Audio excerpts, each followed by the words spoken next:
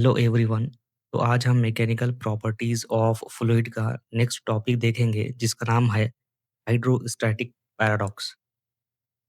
Hydrostatic की definition तो already हमने पिछली क्लास में देख दिए थे।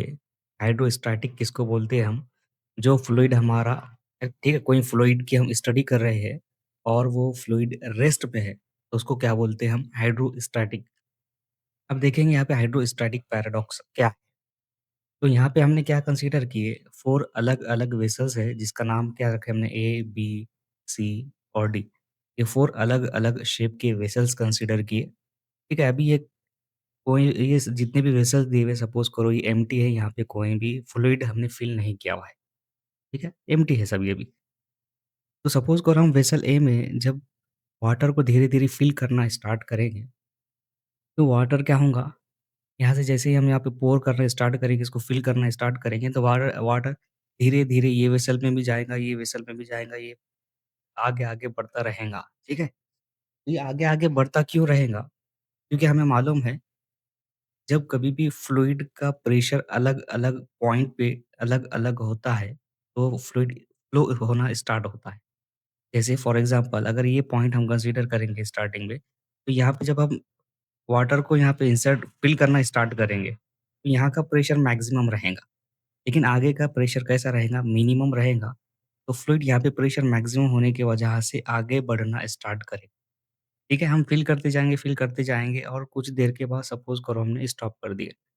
जब हम वाटर को फिल करना बंद कर देंगे, तो हम ये ध्यान देंगे कि यहाँ पे जितने भी 4 वेसल हमने कंसीडर किए थे, यहाँ पे वाटर जो फिल होना स्टार्ट हुआ था, हर एक का सेम लेवल पे आने के बाद वाटर स्टॉप हो गया है।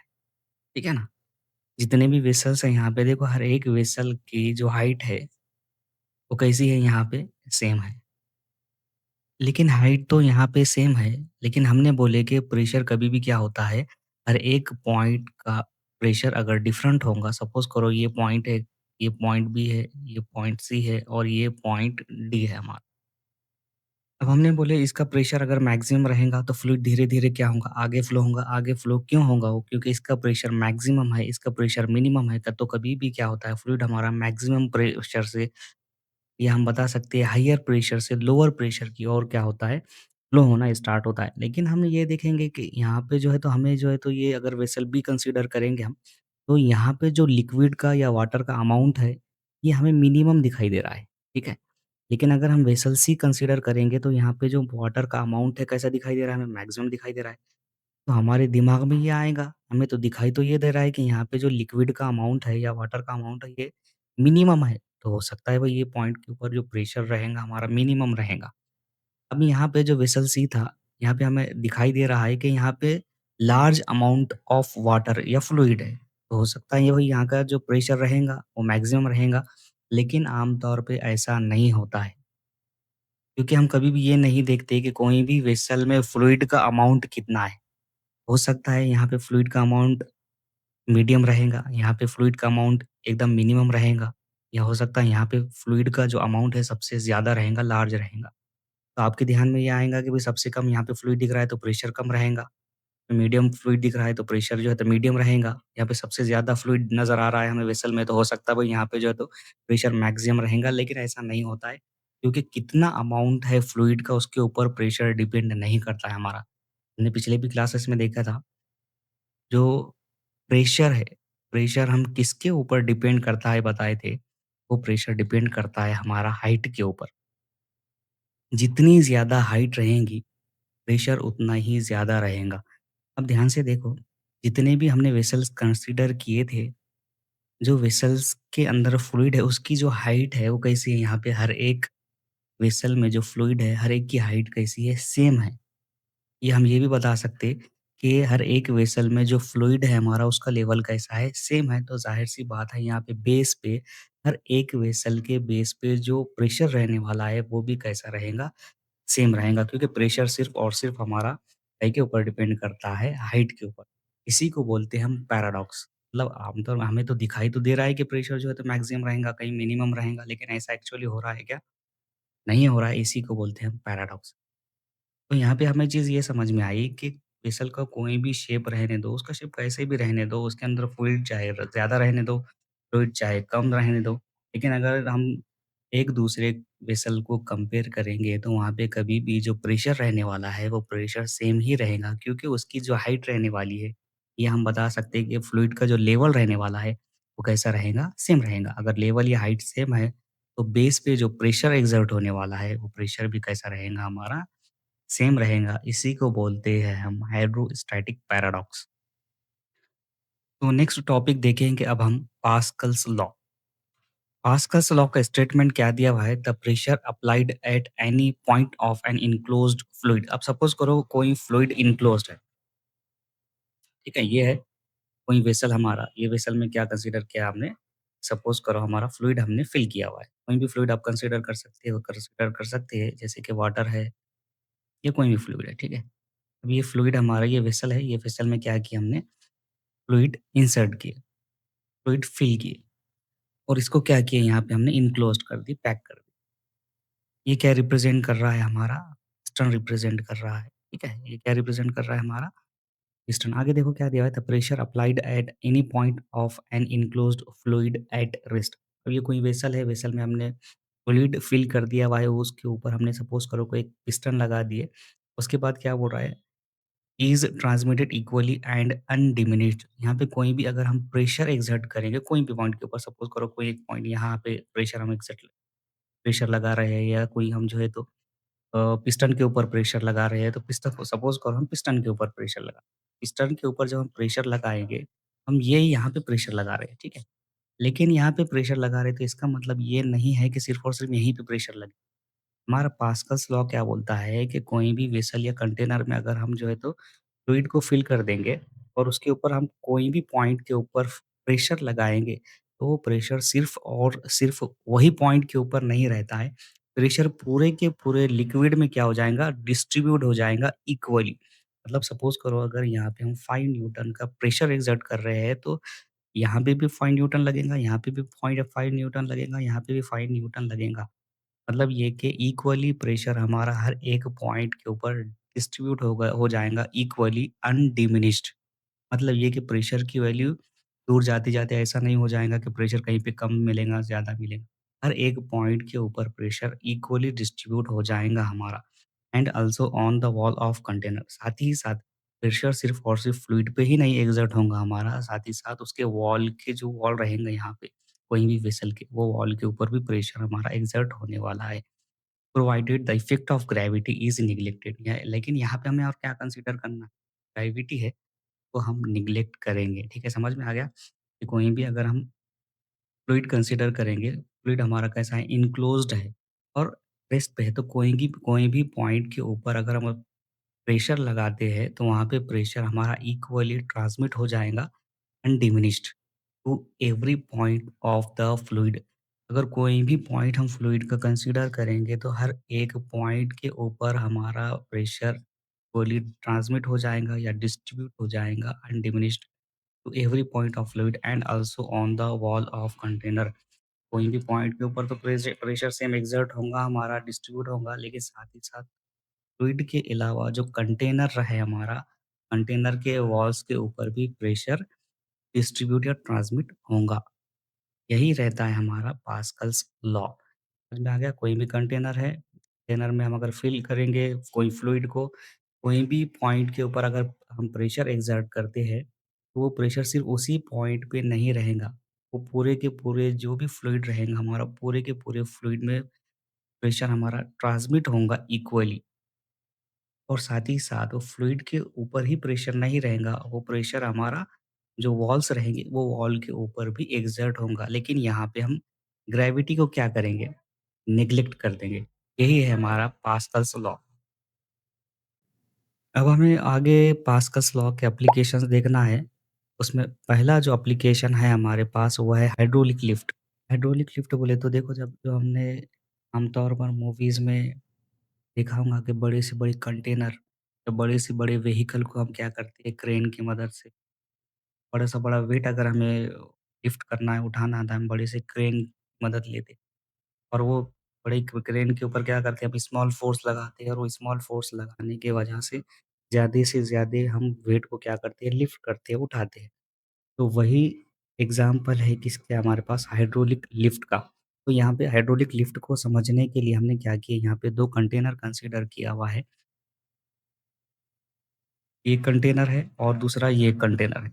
दोनों कंटेनर का साइज़ अलग-अलग है। ये कंटेनर स्मॉल है, ये कंटेनर लार्ज है। अब देखो ध्यान से यहाँ पे ये जो कंटेनर है, इसको क्या किया हमने, पिस्टन फिट कर दिया हुआ है और ये पिस्टन कौन-सा है हमारे पास, S1 है।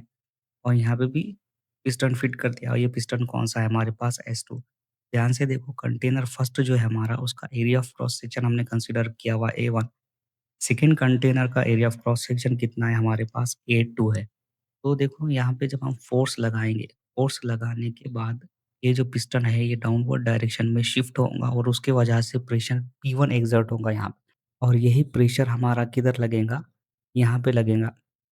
क्योंकि हमें हमने अभी देखे थे पास्कल्स लॉ में, पास्कल्स में हमने क्या देखे थे कि कोई भी एक पॉइंट के ऊपर अगर हम क्या करते हैं, फ्लूइड के प्रेशर लगाते हैं, तो वो प्रेशर इक्वली ट्रांसफ़र हो जाता है हर एक पॉइंट के ऊपर फ्लूइड के, ठीक है ना? मतलब ये कि जहाँ पे जितना भी प्रेशर एक्सर्ट होने वाला है, वो सेम प्रेशर कहाँ पे एक्सर्ट होगा हमारा, पिस्टन S2 के ऊपर। और हमने अभी पास्कल्स लॉ में देखे थे, pressure P1 is equal to किसके बराबर रहेगा, प्रेशर P2 के। क्यों? क्योंकि अभी हमने देखे थे कि हर एक पॉइंट के ऊपर जो प्रेशर रहने वाला है, वो प्रेशर कैसा रहेगा, सेम रहेगा। मतलब P1 इज़ इक्वल टू किसके बराबर बता सकते हैं हम, P2 के बराबर बता सकते हैं। प्रेशर का फ़ॉर्मूला क्या रहता है हमारे पास, फ़ोर्स डिवाइडेड बाय एरिया। लेकिन यहाँ पे जो कंटेनर फर्स्ट हमने कंसीडर किया हुआ है, वहाँ पे फ़ोर्स कितना लग रहा है, F1। Area of cross section कितना है, A1। प्रेशर P2 के लिए फ़ॉर्मूला क्या आ जाएगा, F2 डिवाइडेड बाय A2। अब ध्यान से देखो यहाँ पे, अगर मुझे फ़ोर्स F2 मालूम करना है, तो जो एरिया है वो किधर शिफ्ट होगा, लेफ्ट हैंड साइड में। डिनोमिनेटर में है तो कहाँ जाएगा वो, न्यूमरेटर में। तो एक साइड में सिर्फ़ और सिर्फ़ क्या बचेगा, F2 बचेगा और दूसरे साइड में क्या बचा हमारे पास, F1 बचा। डिवाइड में क्या है, A1। A2 डिवाइड में था, उधर जाके कहाँ जाए, न्यूमरेटर में जाएगा, तो A2 डिवाइडेड बाय। ध्यान से देखो हमारे पास जो हमने डायग्राम में बताया हुआ है, जो area of cross section A1 है, वो लेस देन है किससे, A2 से। मतलब हम क्या बता सकते हैं, A2 ग्रेटर ग्रेटर है किससे, A1 से। जब A2 हमारा ग्रेटर ग्रेटर A1 है, तो हम ये बता सकते हैं कि ये A2 डिवाइडेड बाय A1 को जब हम सॉल्व, ये वैल्यू कैसी मिलेंगी हमारी, लार्ज मिलेगी। ये लार्ज वैल्यू किसकी मल्टीप्लाई में, हमारे पास F1 के। मतलब ये है कि जब इसको हम सॉल्व करेंगे तो हमारा F2 ग्रेटर ग्रेटर रहेगा किसके, F1 के। इसका मतलब ये है, तो जब हम पिस्टन S1 के ऊपर स्मॉल फ़ोर्स लगाएँगे, तो वो स्मॉल फ़ोर्स हमारी F2 के ऊपर जो लगने वाली है, वो F2 के ऊपर फ़ोर्स कैसी लगेगी कि वो लार्ज लगेंगी। इसीलिए हम क्या कर सकते हैं, जो हमारे पास क्रेन रहते हैं, क्रेन से जो हम वेट उठाते हैं, लिफ्ट करते हैं, वहाँ पे क्या करते हैं हम, स्मॉल फ़ोर्स लगाते हैं और स्मॉल फ़ोर्स जो हम लगाते हैं वहाँ पे, जो ऑब्जेक्ट के ऊपर फ़ोर्स लगती है, वो फ़ोर्स कैसी लगती है, मैक्सिमम फ़ोर्स लगती है और इसीलिए हम वो ज़्यादा से ज़्यादा वेट को क्या करते हैं, लिफ्ट करते हैं। तो यही था हमारा हाइड्रोलिक लिफ्ट, यहाँ पे फिनिश हो गया। पास्कल्स लॉ का सेकंड एप्लीकेशन है हाइड्रोलिक ब्रेक। हाइड्रोलिक ब्रेक समझने के लिए हमने यहाँ पे देखो एक डायग्राम कंसीडर की भी है। ये डायग्राम में हमारे पास ये है एक मास्टर सिलेंडर, ठीक है? ये मास्टर सिलेंडर का जो एरिया हमने कंसीडर किया हुआ है वो है A1। जो एक साइड है यहाँ पे मास्टर सिलेंडर का, हमने उसको एयर टाइट पिस्टन से अटैच कर दिया हुआ है और ये जो एयर टाइट पिस्टन है उसको हमने कनेक्ट किया हुआ है ब्रेक पैडल से, ठीक है? उसके बाद जो दूसरा साइड है यहाँ पे हमारे पास मास्टर सिलेंडर का, उसको हमने पाइप के थ्रू 4 डिफरेंट स्लेव सिलेंडर से अटैच किया हुआ है, जिसका एरिया कितना कंसीडर किया हमने, A2 एरिया कंसीडर किया हुआ है, ठीक है? ये क्या रिप्रेज़ेंट कर रहा है यहाँ पे, मास्टर सिलेंडर। और ये मास्टर सिलेंडर को हमने क्या किया हुआ है, 4 डिफरेंट स्लेव सिलेंडर से अटैच किया हुआ है, जिसका एरिया कितना है हमारे पास, A2। उसके बाद ये जो पाइप है, ये पाइप में क्या फ़िल करने वाले हैं हम, एक लिक्विड फ़िल करेंगे जिस, या फिर ऑयल भी हम जो है तो इसमें फ़िल कर सकते हैं। यहाँ पे जो स्लेव सिलेंडर का एरिया रहेगा वो ग्रेटर ग्रेटर रहने वाला एरिया ऑफ सिलेंडर से। और ये जो ट्यूब के थ्रू हमने मास्टर सिलेंडर को डिफरेंट स्लेव सिलेंडर से अटैच किया हुआ है, इसी को बोलते हैं हम हाइड्रोलिक ट्यूब्स। अब यहाँ पे हम ये जो ब्रेक पैडल है, ये ब्रेक पैडल को हम स्मॉल फ़ोर्स लगाएँगे। तो स्मॉल फ़ोर्स लगाने के बाद यहाँ पे क्या हो जाएगा, ये जो हमने एयर टाइट पिस्टन कंसीडर किया हुआ है, ये एयर टाइट पिस्टन यहाँ पे फॉरवर्ड डायरेक्शन में मूव होगा और ये फॉरवर्ड डायरेक्शन में मूव होने के बाद यहाँ पे ये जो हमने फ्लूइड अंदर कंसीडर किया हुआ है या फ़िल किया हुआ है, ये फ्लूइड के ऊपर वो क्या करेगा, यहाँ पे प्रेशर लगाएगा। और प्रेशर लगाने के बाद ये जितना भी हमने फ्लूइड यहाँ पे अटैच किया हुआ है डिफरेंट स्लेव सिलेंडर से, ये फ्लूइड यहाँ पे आगे बढ़ेगा और आगे बढ़ने के बाद वो ये स्लेव सिलेंडर पे क्या करेगा, सेम प्रेशर लगाएगा। यहाँ पे भी सेम प्रेशर लगाएगा, यहाँ पे भी सेम प्रेशर लगाएगा और यहाँ पे भी सेम प्रेशर लगाएगा। क्या ये समझ में आ गया हमने? ये ब्रेक पैडल के ऊपर जब हम स्मॉल फोर्स लगाएँगे, तो फोर्स लगाने के बाद ये जो हमने एयर टाइट पिस्टन यहाँ पे फिक्स किया हुआ है, ये फॉरवर्ड डायरेक्शन में मूव होगा। जब ये फॉरवर्ड डायरेक्शन में आगे मूव होगा तो ये क्या करेगा, ये जो लिक्विड हमने फिल किया हुआ है, ये ऑयल फिल किया हुआ है। ये जो ऑयल हमने यहाँ पे फिल किया हुआ है, ये ऑयल के ऊपर क्या करेगा, वो प्रेशर एक्सर्ट करेगा। प्रेशर एक्सर्ट करने के बाद आगे के डायरेक्शन में यहाँ पे फॉरवर्ड डायरेक्शन में ऑयल मूव होगा और फॉरवर्ड डायरेक्शन में मूव होने के बाद ये ऑयल क्या करेगा, यहाँ पे स्लेव सिलेंडर्स के ऊपर प्रेशर एक्सर्ट करेगा और यहाँ पे ये स्लेव सिलेंडर के ऊपर प्रेशर एक्सर्ट करने के बाद ये जो यहाँ पे हमने सिलेंडर कंसीडर किया हुआ है, ये सिलेंडर भी क्या होगा, यहाँ पे फॉरवर्ड डायरेक्शन में यहाँ पे मूव होगा, ठीक है? और यहाँ पे जो प्रेशर एक्सर्ट होने वाला है या प्रेशर यहाँ पे जो जनरेट होगा, वो प्रेशर कितना रहेगा? प्रेशर का फ़ॉर्मूला रहता है हमारे पास, pressure is equal to force divided by area.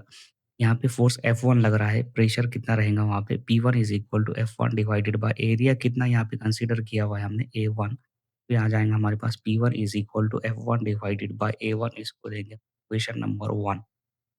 ठीक है? तो यहाँ पे हम जैसे ही प्रेशर एक्सर्ट होगा, प्रेशर एक्सर्ट होने की वजह से यहाँ पे जो ऑयल है हमने बोले कहाँ पे फॉरवर्ड डायरेक्शन में मूव होगा और ये अपने वॉल्यूम को कांस्टेंट मेंटेन करने के लिए क्या करेगा, ये जितने भी यहाँ पे सिलेंडर्स हमने यूज़ किए हुए हैं, ये उसके ऊपर क्या करेगा, प्रेशर एक्सर्ट करेगा और प्रेशर एक्सर्ट करने की वजह से ये जो यहाँ पे एयर टाइट पिस्टन है, ये एयर टाइट पिस्टन क्या होगा, ये डायरेक्शन में मूव होगा। ये इधर मूव होने के बाद क्या करेगा, जो व्हील के ऊपर डिस्क लगे हुए हमारे ब्रेक के लिए, वो डिस्क के ऊपर क्या करेगा, ये प्रेशर एक्सर्ट करेगा और जो व्हील हमारा मोशन में है, वो सडनली क्या हो जाएगा, यहाँ पे स्टॉप हो जाएगा मतलब उसको क्या लगेगा, ब्रेक लगेगा। अब यहाँ पे ये जो स्लेव सिलेंडर है, ये स्लेव सिलेंडर के ऊपर जो फ़ोर्स लगने वाली है F2, वो फ़ोर्स हमें कैलकुलेट करना है। देखो pressure is equal to force divided by area था। यहाँ पे फ़ोर्स का फ़ॉर्मूला क्या हो जाएगा हमारे पास, प्रेशर मल्टीप्लाइड बाय एरिया। लेकिन यहाँ पे जो प्रेशर रहेगा, वो प्रेशर कौन-सा रहेगा, P1, एरिया कौन-सा रहेगा, A2। क्योंकि हमें मालूम है P1 इज़ इक्वल टू किसके बराबर रहेगा, P2। क्योंकि यहाँ पे जितना प्रेशर रहने वाला है, वही प्रेशर यहाँ पे स्लेव सिलेंडर के ऊपर लगने वाला है। मतलब ये कि प्रेशर चेंज नहीं होगा। सिर्फ़ यहाँ पे फ़ोर्स कौन-सी लगी थी, F1, यहाँ पे फ़ोर्स कौन-सी लगने वाली है, F2। यहाँ पे इसका एरिया कितना है, मास्टर सिलेंडर का A1 और स्लेव सिलेंडर का एरिया कितना है हमारे पास, A2। तो ये इसको आगे सॉल्व करेंगे हम तो मिलेगा F2 is equal to P1 क्या है हमारे पास, F1 डिवाइडेड बाय A1। तो F1 डिवाइडेड बाय A1 के बजाय हम जो डिवाइड में A1 है, वो इसके साथ लिख देंगे। हमें फ़ॉर्मूला क्या मिलेगा, F2 is equal to F1 A2 divided by A1 इसको देंगे हम इक्वेशन नंबर 2। देखो यहाँ पे हमने बोले थे A2 हमारा ग्रेटर देन A1 है। जब जब हम A2 डिवाइडेड बाय A1 को सॉल्व करेंगे तो ये लार्ज वैल्यू मिली। मतलब ये कि F2 हमारा ग्रेटर देन किसके रहेगा, F1 के रहेगा। मतलब ये कि यहाँ पे जब हम स्मॉल फ़ोर्स लगाएँगे, तो ये स्मॉल फ़ोर्स लगाने के बाद जो स्लेव सिलेंडर के ऊपर फ़ोर्स लगने वाली है, वो सेम फ़ोर्स नहीं रहेंगी। यहाँ पे सपोज़ करो अगर हम 5 न्यूटन लगाएँगे, तो यहाँ पे कितनी लगने वाली है, 50 न्यूटन, उससे बहुत ज़्यादा लगेंगी। मतलब F2 is greater than F1। यही हमारा है हाइड्रोलिक ब्रेक।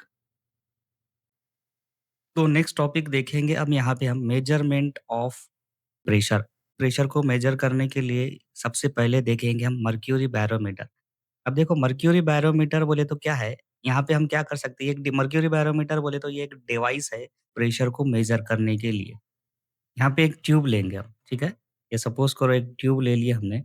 ये ट्यूब जो रहेंगी इसकी लेंथ रहेंगी 1 मीटर और इसका डायमीटर रहेगा 1 सेंटीमीटर। डायमीटर 1 सेंटीमीटर है, इसका मतलब आप समझ गए होंगे कि ये जो ट्यूब रहेंगी ये बहुत ही स्मॉल रहेंगी, स्मॉल डायमीटर वाली रहेंगी। लेंथ तो ज़्यादा है इसकी 1 मीटर लेकिन डायमीटर कितना रहेगा सिर्फ़ और सिर्फ़ इसका 1 सेंटीमीटर। उसके बाद क्या करना है यहाँ पे हमें, ये जो ट्यूब रहेंगी इसमें पूरी की पूरी क्या कर देना है हमें एक लिक्विड फ़िल करना है। लिक्विड बोले तो कौन-सा लेंगे हम मर्क्यूरी, ठीक है? नाम से ही समझ में आ रहा होगा अपने को मर्क्यूरी बैरोमीटर। तो पूरी ट्यूब में क्या करेंगे हम मर्क्यूरी को फ़िल कर देंगे। उसके बाद क्या करेंगे हम एक कंटेनर लेंगे या एक वेसल लेंगे, ठीक है?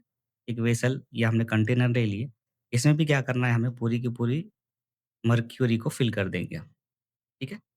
मर्क्यूरी को फ़िल कर दिए, उसके बाद क्या करना है हमने, ये जो ट्यूब हमने लिए थे, ये ट्यूब में हमने क्या किया पूरी की पूरी मर्क्यूरी फ़िल करे, तो मर्क्यूरी फ़िल करने के बाद हम क्या करेंगे, ये ट्यूब को यहाँ पे पलट देंगे ऐसा जल्दी से, ठीक है? जैसे ही यहाँ पे हम इसको पलटेंगे, जो मर्क्यूरी का लेवल यहाँ पे देखो पूरी कंप्लीटली ट्यूब जो है तो भरी हुई थी मर्क्यूरी से। लेकिन जब इसको हम यहाँ पे डिप करेंगे वेसल के अंदर, जैसे ही पलटा देंगे, तो यहाँ पे जो मर्क्यूरी का लेवल है वो थोड़ा-सा डिक्रीज़ हो जाएगा। मतलब मर्क्यूरी थोड़ी-सी यहाँ पे डिक्रीज़ होके उसका लेवल कम हो जाएगा और यहाँ पे एक स्पेस क्रिएट हो जाएगा। और ये जो स्पेस रहता है इसी को बोलते हैं हम यहाँ पे क्या रहेगा ये मर्क्यूरी वेपर रहेगा और मर्क्यूरी वेपर जो रहेगा ये इसी को दूसरा नाम हमने दिया हुआ है टॉरेसिलीज़ वैक्यूम। क्या बोलेंगे हम इसको? टॉरेसिलीज़ वैक्यूम। तो यहाँ पे क्या किया हमने समझ में आ गया, हमने यहाँ पे एक ट्यूब लिए, ये ट्यूब की लेंथ कितनी है 1 मीटर और इसका डायमीटर कितना है 1 सेंटीमीटर। इसके बाद क्या किया ये ट्यूब को हमने मर्क्यूरी से कंप्लीटली फिल कर दिया। उसके बाद लिया हमने कंटेनर, वो कंटेनर में भी क्या ले लिया हमने यहाँ पे मर्क्यूरी ले ली। उसके बाद हमने क्या किया ये जो ट्यूब है, ये ट्यूब को यहाँ पे ऐसा पलटी मार दी इसके अंदर। उसके बाद ये जो ट्यूब लिए थे हमने, ये ट्यूब को यहाँ पे हमने उलट दिए। तो उसके बाद हम ये देखेंगे कि जो ट्यूब पहले पूरी कंप्लीटली मर्क्यूरी से फिल थी, उसका लेवल थोड़ा-सा कम हो जाएगा और यहाँ पे जो गैप रहा, ये गैप प्रोड्यूस हो गया। ये गैप को ही बोलेंगे हम मर्क्यूरी वेपर और इसी को नाम देते हैं हम टॉरेसिलीज़ वैक्यूम, ठीक है? क्या बोलेंगे उसको? टॉरेसिलीज़ वैक्यूम। अब यहाँ पे हमें कुछ पॉइंट्स कंसीडर करना है। अब देखो ये जो हमने मर्क्यूरी कंसीडर किया था, ये मर्क्यूरी का लेवल किसके कॉन्टैक्ट में है? ये है एयर के कॉन्टैक्ट में या एटमॉस्फेयर के कॉन्टैक्ट में। ये जो पॉइंट रहेगा इसको पॉइंट को नाम दे देंगे हम सी, ठीक है? अब ये जो पॉइंट हमने सी कंसीडर किया हुआ यहाँ पे एटमॉस्फेयर के कॉन्टैक्ट में, सी के सेम लेवल पे हमने जो है तो ट्यूब के अंदर एक पॉइंट कंसीडर किए और वो पॉइंट को नाम दे दिया हमने बी। उसके बाद क्या है कि हमने ये जो ट्यूब है, ये ट्यूब के अंदर जहाँ तक मैक्सिमम लेवल के ऊपर जो है तो मर्क्यूरी भरी हुई है, ये लेवल पे हमने पॉइंट कंसीडर किए, ये पॉइंट का नाम दे दिया हमने ए पॉइंट। यहाँ पे 3 अलग-अलग पॉइंट्स हमने कंसीडर किए हुए हैं। ये ट्यूब है, ये ट्यूब में जो मर्क्यूरी का लेवल है, ठीक है? यहाँ पे एक हमने पॉइंट कंसीडर किए ए पॉइंट। उसके बाद क्या कर रहे हैं हमने, ये कंटेनर में जो मर्क्यूरी है, ये मर्क्यूरी जो एयर के कॉन्टैक्ट में है, ठीक है? वो पॉइंट कंसीडर किया हमने, वो पॉइंट को नाम दे दिया हमने सी पॉइंट। अब ये जो पॉइंट सी है हमारा, इसी के सेम लेवल के ऊपर हमने एक ट्यूब के अंदर बी पॉइंट कंसीडर किया। अब देखो यहाँ पे ये दोनों का लेवल सेम है। इसका मतलब ये है कि प्रेशर जो सी पॉइंट पे रहने वाला है, वो किसके बराबर रहने वाला है? बी पॉइंट के प्रेशर के बराबर रहेगा। सबसे पहले हम क्या बताएँगे? Pressure at the A point.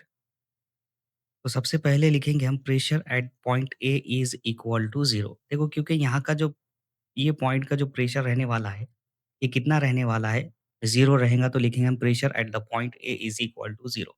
उसके बाद जो सी पॉइंट का प्रेशर है, सी पॉइंट हमारा किसके कांटेक्ट में है? एटमॉस्फेयर के कांटेक्ट में है या एयर के कांटेक्ट में है। यहाँ का जो प्रेशर होता है, वो प्रेशर कितना रहता है हमारे पास? एटमॉस्फेरिक प्रेशर रहता है। मतलब ये बता सकते हैं pressure at the point C is equal to the atmospheric pressure P nought. C के सेम हॉरिजॉन्टल लेवल पे हमने ट्यूब के अंदर एक पॉइंट कंसीडर किया हुआ है पॉइंट पी। मतलब ये कि ये दोनों का हॉरिजॉन्टल लेवल सेम है, तो दोनों का प्रेशर कैसा रहने वाला है? सेम रहने वाला है। मतलब ये कि सी पॉइंट का जो प्रेशर है वो एटमॉस्फेरिक प्रेशर के बराबर है, तो पॉइंट बी का जो प्रेशर है वो भी किसके बराबर रहेगा? एटमॉस्फेरिक प्रेशर के बराबर रहेगा। तो क्या लिख सकते हैं हम? Pressure at the point B is equal to the atmospheric pressure P naught. उसके बाद ये देखो जो पॉइंट बी है हमारा, वो लिक्विड कॉलम के बेस पे है, ठीक है? या ऐसा भी बता सकते हो कि वो कहाँ पे है? वो लिक्विड कॉलम के बीच में है। मतलब ये कि पॉइंट बी के ऊपर ये पूरा का पूरा क्या रहेगा? इतना प्रेशर रहने वाला है। Pressure at the point B is equal to pressure at the point A plus H rho G. यहाँ पे एच क्या रिप्रेजेंट कर रहा है? पॉइंट बी कितने डेप्थ पे है वो रिप्रेजेंट कर रहा है हमारा एच। रो क्या है यहाँ पे? डेंसिटी ऑफ मर्क्यूरी, ठीक है। अब ध्यान से देखो यहाँ पे हम क्या लिख सकते हैं, पीबी किसके बराबर है हमारा? पी नॉट के बराबर है, तो लिख सकते हैं हम P naught is equal to P A किसके बराबर है? Pressure at the point A कितना है? 0 है। तो ये आ जाएगा 0 प्लस ये आ जाएगा एच रो जी। तो P naught is equal to किसके बराबर मिला हमें? एच रो जी के बराबर मिला। यही पी नॉट क्या रिप्रेजेंट कर रहा है? हमारा एटमॉस्फेरिक प्रेशर। यहाँ पे एच क्या रिप्रेजेंट कर रहा है? Height of liquid column in the tube. Rho represent कर रहा है density of the mercury. G represent कर रहा है एक्सेलरेशन ड्यू टू ग्रेविटी। तो ये आ गया हमारे पास formula atmospheric pressure mercury barometer के लिए। अब यहाँ पे जो नेक्स्ट टॉपिक है, वो नेक्स्ट टॉपिक हमें देखना है, वो है ओपन ट्यूब मैनोमीटर, ठीक है। ओपन ट्यूब मैनोमीटर भी यूज करते हैं हम प्रेशर मेजर करने के लिए। देखो ओपन ट्यूब मैनोमीटर, ये जो डिवाइस है, ये कैसा बना हुआ है? देखो सबसे पहले यहाँ पे क्या किया हुआ है, ओपन ट्यूब मैनोमीटर में हमने एक यू ट्यूब लिए हुई है, ठीक है? ये क्या रिप्रेज़ेंट कर रहा है हमारे पास? एक यू ट्यूब है, ठीक है? ये क्या रिप्रेज़ेंट कर रहा है? एक हमने यू ट्यूब ले लिया हुआ है। अब ये यू ट्यूब के 2 एंड रहेंगे। जो एक एंड है हमारा, वो फ्री टू एटमॉस्फेयर है, ओपन ट्यूब है, और उसके बाद जो सेकंड एंड है हमारा ट्यूब का, वो क्या किया हुआ है हमने? एक कंटेनर टी से कनेक्ट कर दिया हुआ है। समझ में आ गया? उसके बाद क्या किया यहाँ पे हमने, ये जो यूट्यूब है, इसमें जो हमने लिक्विड फ़िल किए, वो लिक्विड कौन-सा है हमारा? लो डेंसिटी लिक्विड है। कौन-सा लिक्विड यूज़ करना है हमें यहाँ पे? लो डेंसिटी लिक्विड यूज़ करना है। लो डेंसिटी लिक्विड बोले तो कौन-सा यूज़ करेंगे? हम यूज़ करेंगे केरोसिन, या हम यूज़ कर सकते हैं यहाँ पे वाटर। ये दोनों की डेंसिटी कैसी होती है?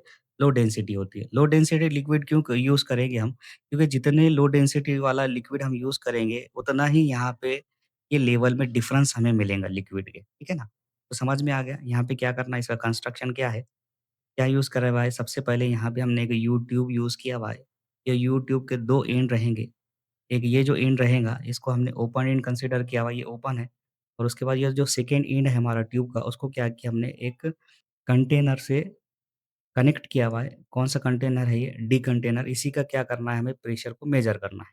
उसके बाद क्या किया हमने, ये जो ट्यूब है, ये ट्यूब में हमने लिक्विड को फ़िल किया। कौन-सा लिक्विड यूज़ किया हमने? Low density liquid. कौन-सा यूज़ कर सकते हैं हम? केरोसिन या वाटर। उसके बाद ये लिक्विड फ़िल करने के बाद यहाँ पे ध्यान से देखो, ये जो पॉइंट हम कंसीडर करने वाले हैं, ये पॉइंट का नाम दे दिया हमने ए पॉइंट।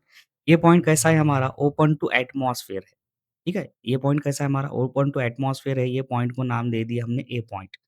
उसके बाद सेम ये पॉइंट को नाम दे दिया हमने सी पॉइंट। ये पॉइंट हमारा कैसा है? एयर के कॉन्टैक्ट में है। ये हम बता सकते हैं किसके कॉन्टैक्ट में है ये? गैस के कॉन्टैक्ट में है।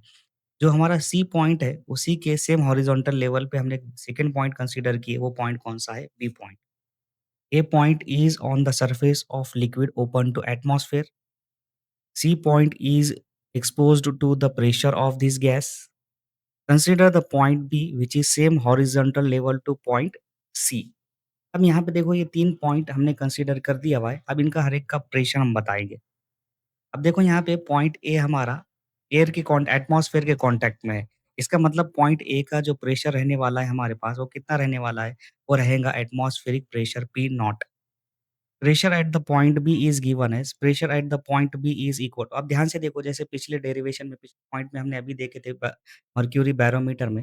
अब जो हमने बी पॉइंट जो कंसीडर किया हुआ है, उसके ऊपर ध्यान से देखेंगे हम, तो ये लिक्विड कॉलम है, ठीक है ना?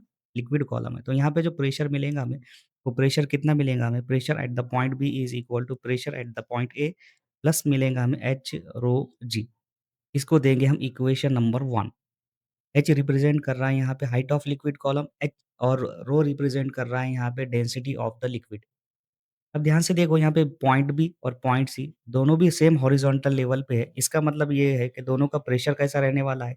सेम है। मतलब ये बता सकते हैं pressure at the point B is equal to pressure at the point C. इसको देंगे हम इक्वेशन नंबर 2।